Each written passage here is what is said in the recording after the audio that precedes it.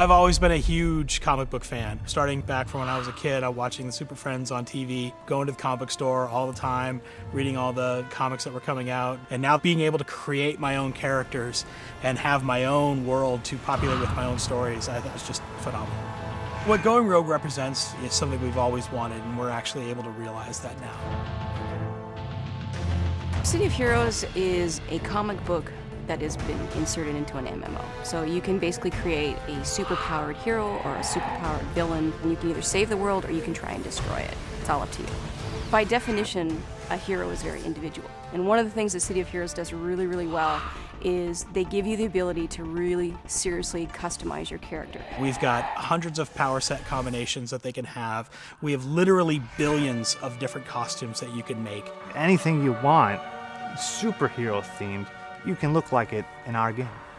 If you want to make a lumberjack, that's for another game. If you want to make super lumberjack, well, all right, now we're talking. Big old axe and some kind of like crazy hat and really make him look like a lumberjack that's going to go out and save the world and eat a lot of pancakes. I'll do that. We have probably one of the best relationships, one of the best communities in the MMORPG industry, and we actually listen to our players.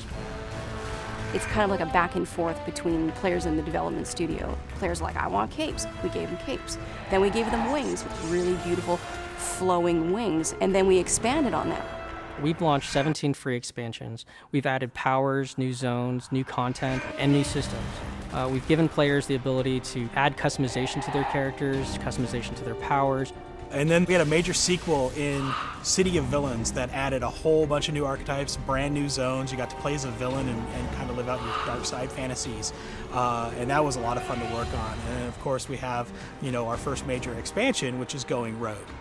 Going Rogue is unique unto itself. I don't think any other MMO kind of does this.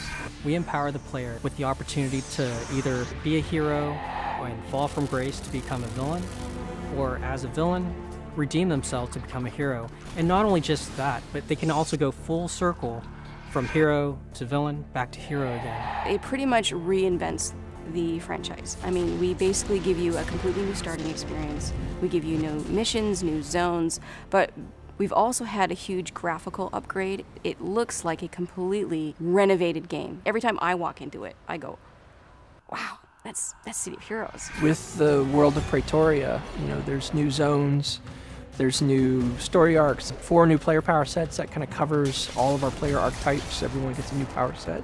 And then we've got a bunch of new enemy groups with all kinds of cool powers and animations and visual effects that have not really been seen in the game before. We basically have taken City of Heroes to the next level. And I don't just mean like the next level. We took it to the next level with villains. We took it to the next level with Going Rogue.